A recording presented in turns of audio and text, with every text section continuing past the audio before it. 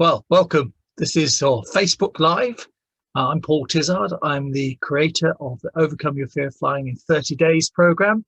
And also my background, for those who I've never met before, I set up and ran the Virgin Flying Without Fear program for too many years with a lot of friends. And in that time, we helped probably around 30,000 people just like you to beat their fear of flying. So you're in a good place.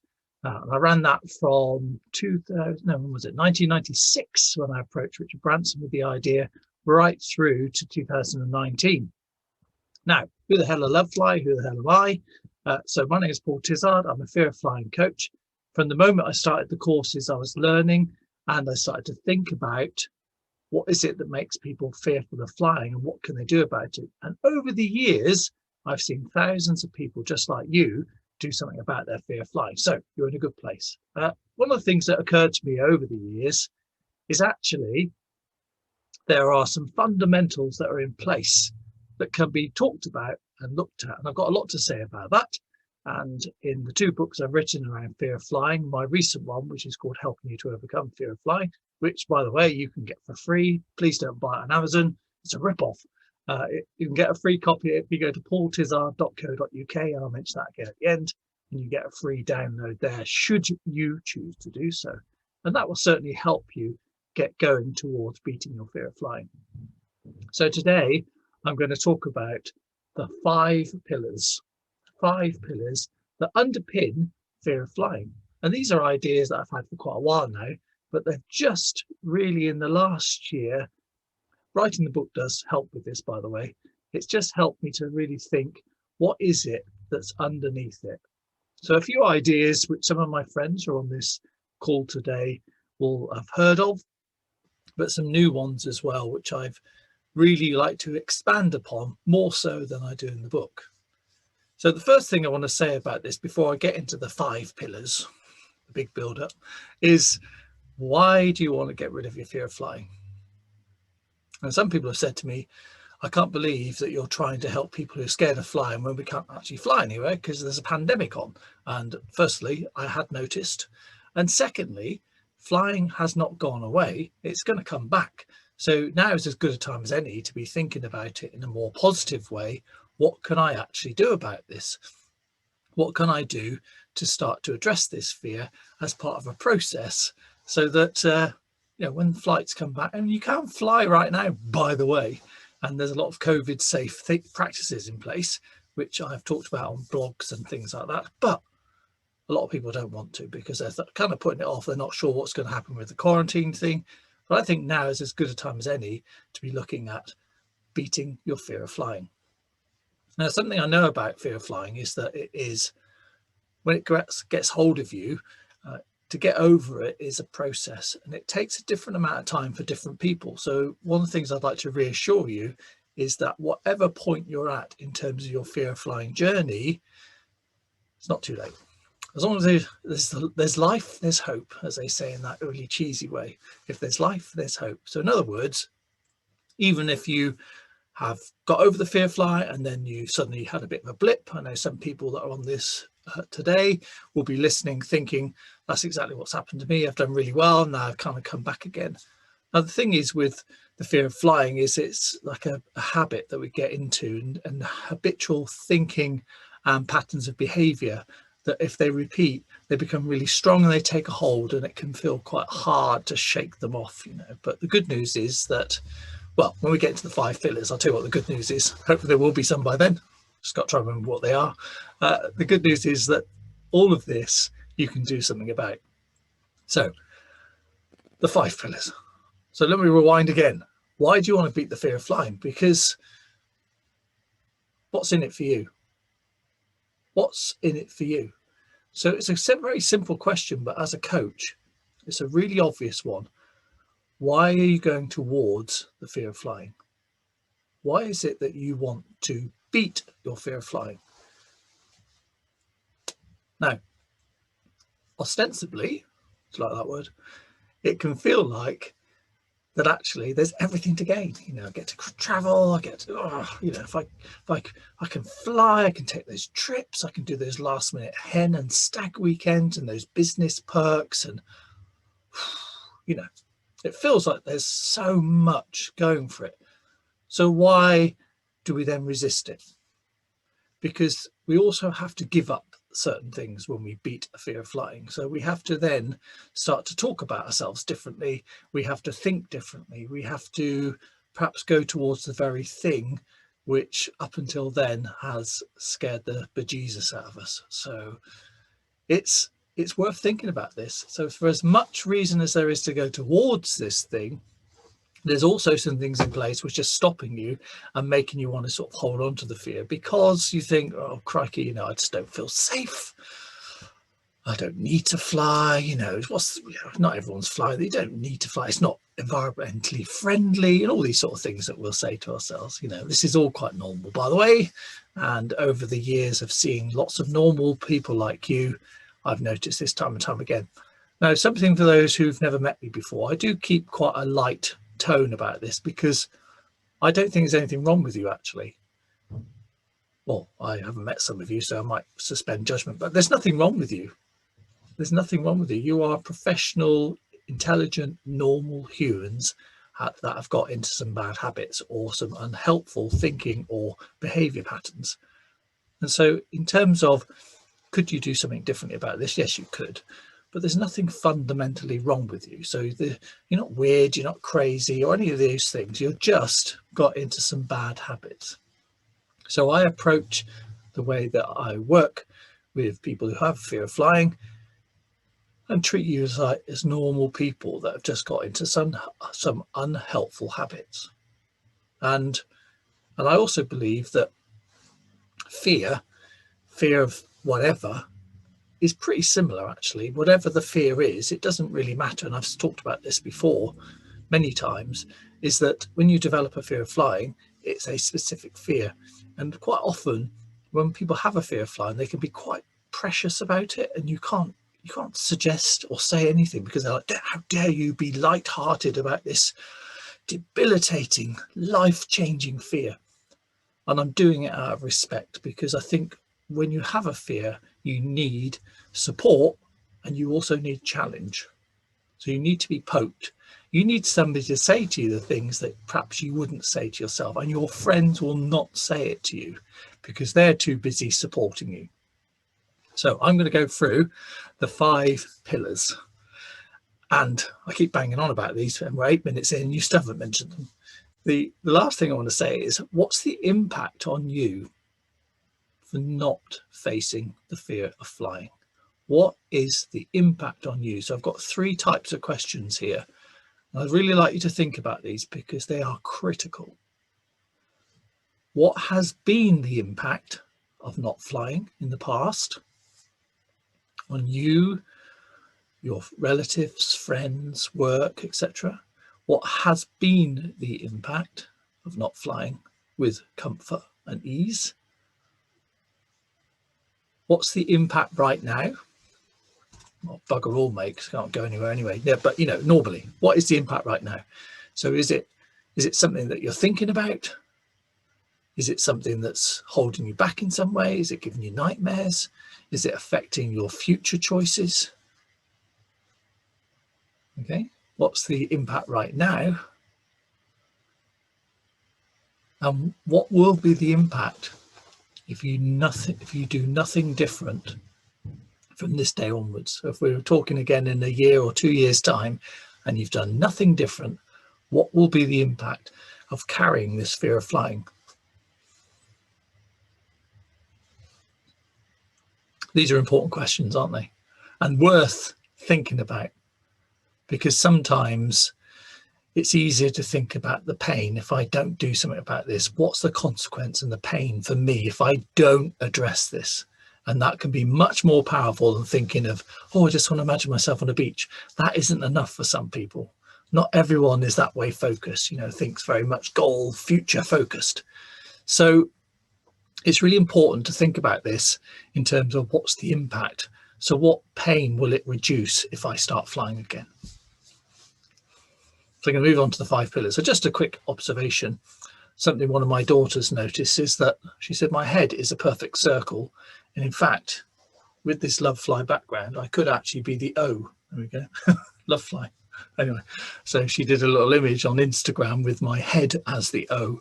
I have decided not to use it as my brand because I just think, you know, it looks weird, but I just like to mention it in case anybody else is thinking that. So anyway, the 5 pillars. Don't really need a drum roll. Okay, there are 5 of them and they're pillars. And I've called them pillars because they hold up the fear of flying. And if we can kind of look at these and think, these are true, actually. If I could do something about each of these, then the fear of flying will crumble. The pillars will be removed. So,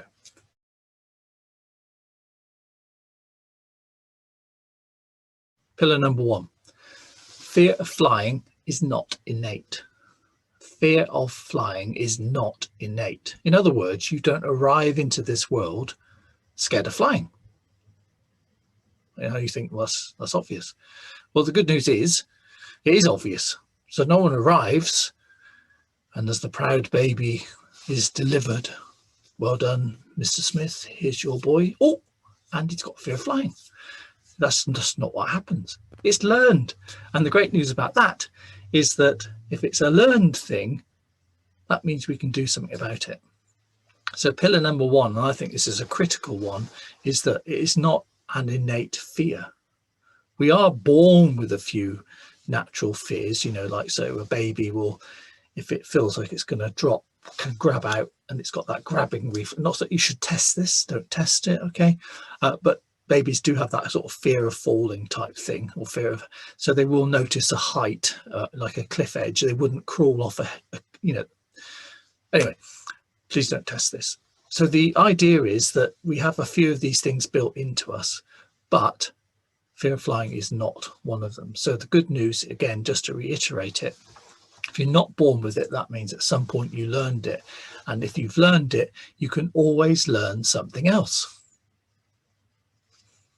Thank you, Captain Obvious. Yes, I know. But the idea of this is that if it's learned, then it's a pattern that's happened. And if you can change that pattern and start to learn a new pattern, then the old thing, pattern, fear, starts to go. And the one thing I'll say about fear of flying, and I've said it again and again and again, that fear is fear is fear. Okay, so once your brain has decided something it should be fearful of, it doesn't really matter what it is. It's a pattern that it gets into. So if you learn anything, if you learn to type, when you go from not being able to type to being able to type, you can be really clunky. Perhaps you're quite fast in your old method, using your 2 fingers, digits of power. But the reality is that when you learn to type, you could get much quicker, but you actually, and it's much more clunky when you first learn. And in fact, it's harder work to type the new way than it is to do the old way. So how does that link into fear of flying? Is that when you start to learn new ways to think about fear of flying, exactly the same thing happens, is that you start to feel like this is just hard work. This is really hard work. And I want to say persevere with it, because to learn a new habit or pattern takes a bit of effort and time. How long? About 3 months. So you've got to do consistent effort. And also the other thing is that for those of you who've got over the fear of flying and now have kind of it's crept back, you were probably just allowing yourself the luxury of some negative thoughts of thinking about flying, and then perhaps had been looking at some of those dodgy, you know, programs that sensationalize, I can't say the word, make them big, things that have gone wrong. And that's not helpful, because we're feeding the brain with the fear. Yeah. Okay, so that's pillar number 1.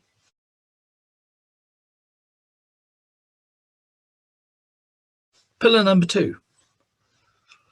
Your commercial aviation knowledge probably has some gaps. So the reason I mention this is that quite often the fear can be based on incorrect information.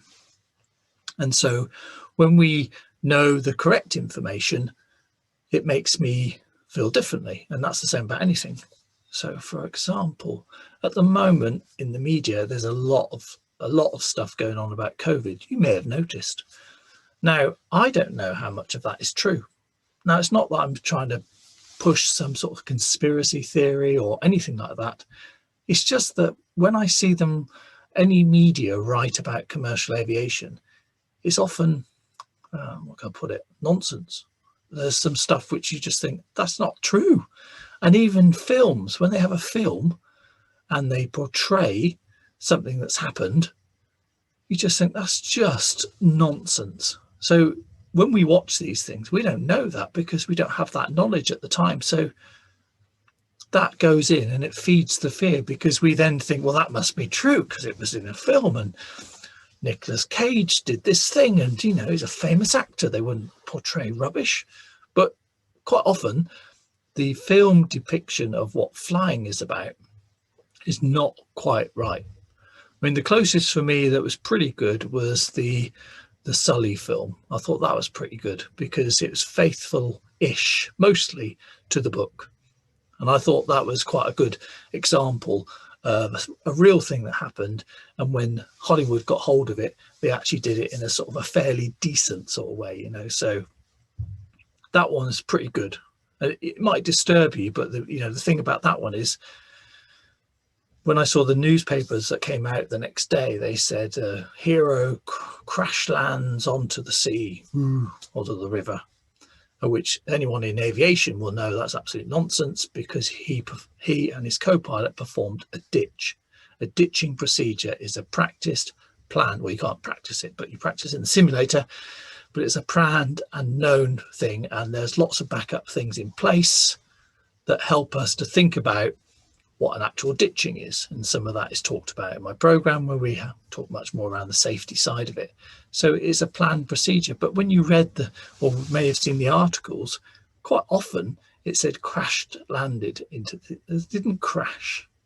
Yes, he landed, and we call it a ditching. So it's a procedure that's known and practiced and something that we're prepared to do. So the nub of it is this, that commercial aviation has lots of stuff in place. There's no what I'd call single point of failure. We always have a backup plan.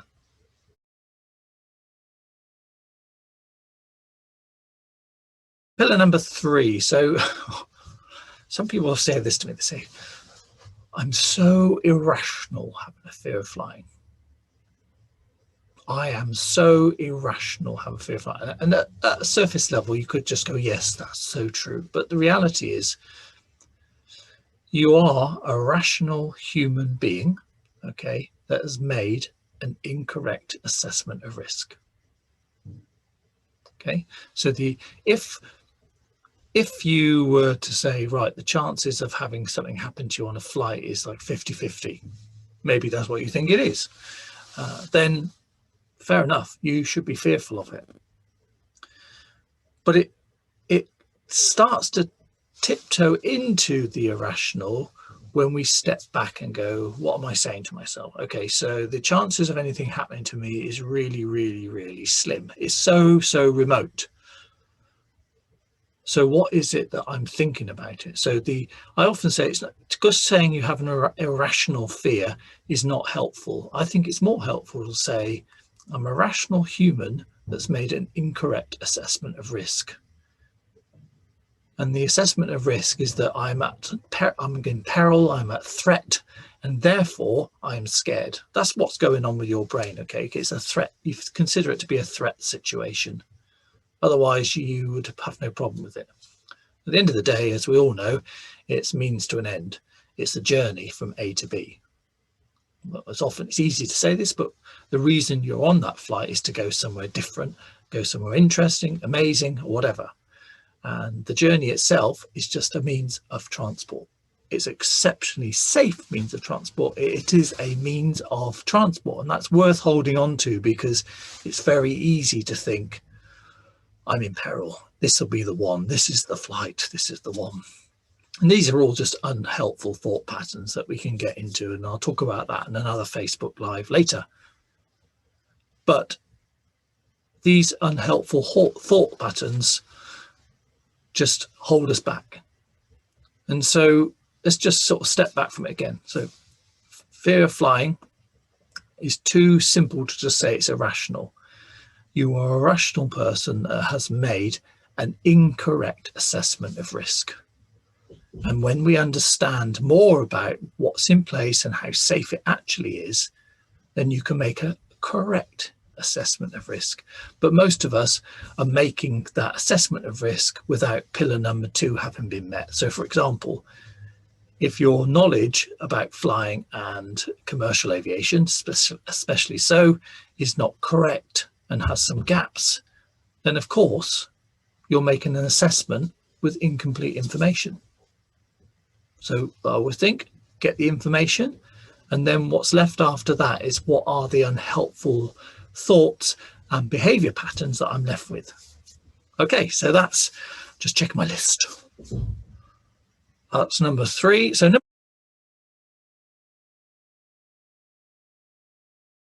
4,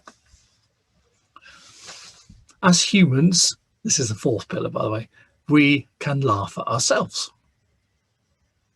Well, how can we laugh at ourselves? I mean, I don't know if dogs or other animals are as sentient as this, that they can kind of go, oh, check me out, chasing the postman.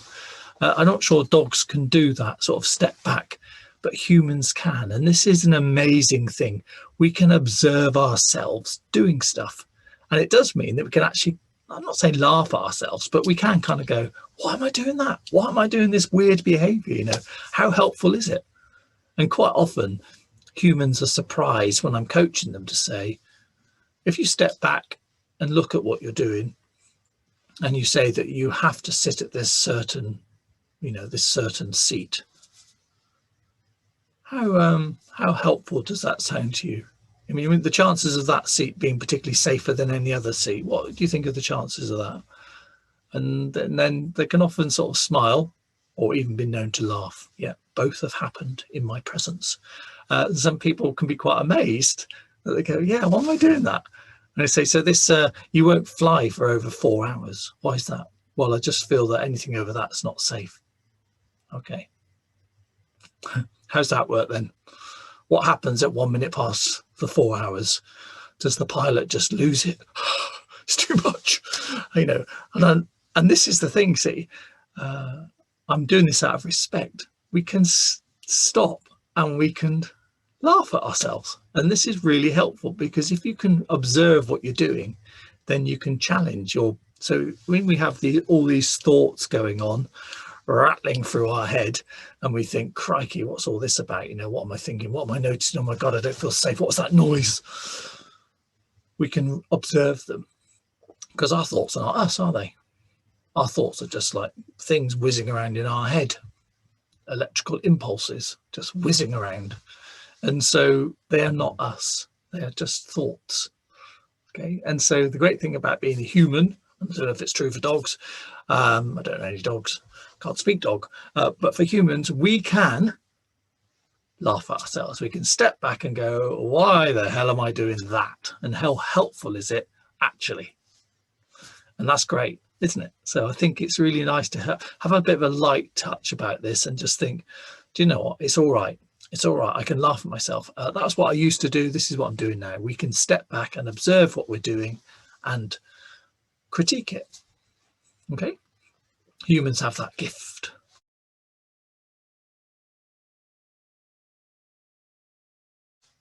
So the last pillar is a bit of an odd one, and maybe a little bit more of a serious message. You are being disrespectful to yourself and to others. So let me explain. You are not being respectful of how capable you are and what you can actually do and what your resources are and what you're able to actually conquer. If you think in your life of things that you've overcome, other than the fear of flying, you've probably got some amazing stories, because in us, all of us, we have great resources. And this is something that coaches fundamentally believe. And I totally believe this, that you have the resources within yourself to beat the fear of flying and to maintain a non-fear of flying approach to life. Okay. You don't believe that. Maybe you do believe it. Hopefully you do, because you're on this call right now and you're listening in. but you do have the resources and the ability. And so when you have a fear of flying, I think you are disrespecting yourself. You are writing yourself off, and actually you're an amazing human. And I know that you could be doing more with the resources you already have. Okay, so that's part one of disrespecting. Second part, you are disrespecting all the people that have gone before you and have died to make commercial aviation safer. So you are disrespecting all the lessons that have been learned in the past. So commercial aviation is so safe now because many years ago, accidents did happen. And the thing about commercial aviation is we learn from it. And particularly when I think about Matthew Said's book, Black Box Thinking, everything that's ever happened has been learned from, and that's learned globally.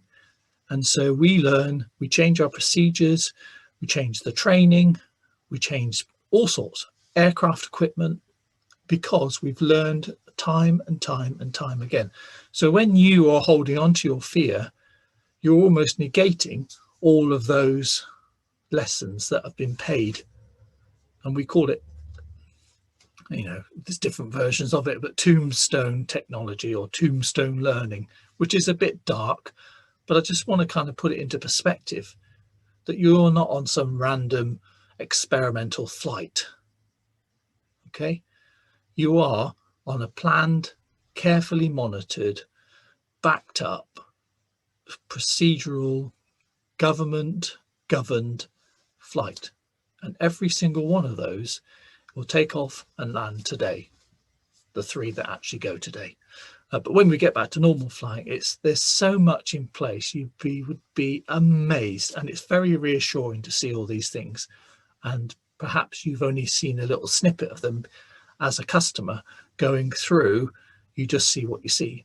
But if you could see what we are privileged to see, there's so much going on in the background, you would be flabbergasted. Okay, so, and the reason it's so safe and the reason there's so much going on in the background is because we've learned the hard way. Many years ago, 40, 50 years ago, we were making mistakes in aviation that just won't happen again because we've learned, and we always learn. And on the very, very occasional, and I mean very occasional time that something happens, which is tragic, we learn from it. Okay, but there's so much in place now. Can you say that about any other journey? So when we have to put it into the balance of probabilities in terms of what will happen to you when you fly, it's really, really slim. And the thing is, life is about living, isn't it? Being able to make choices with your life. And so holding yourself back with a fear of flying robs you of choices and all the people that still currently love you. Yeah, so that's the end of that. If you want to find out a little bit more about some of the stuff that we do, and you want a nice easy way to get your head around some of these ideas, please download my book, which you can get at paultizzard.co.uk. That's paultizzard.co.uk. There's a free copy there. It's a tenner on Amazon, but don't buy it. Get it for free, download it, and there's lots more stuff in there that will help you and for you to think about going forward. Now, if you've got any questions that this talk has prompted and you think you left something a bit open there and I really need to know, drop me an email, paul@lovefly.co.uk, paul@lovefly.co.uk, and I will answer those questions pretty swiftly, actually, because I've got no life because I'm basically stuck in the house all the time. So send me your questions. I'd love to get them because basically right now, any contact, I just desperate. Yeah, so I'm lonely. No, I'm not. I'm extremely popular with loads of people that, no, I'm not. So send me through your emails, download the book. If there's anything that you can do in the meantime to help yourself, I think is a good thing. And if there's anything I can do in the meantime to help yourself, please just let me know. And I just want to say thank you very much for watching today and for listening. And I look forward to talking to you in the next session. And until then, take care.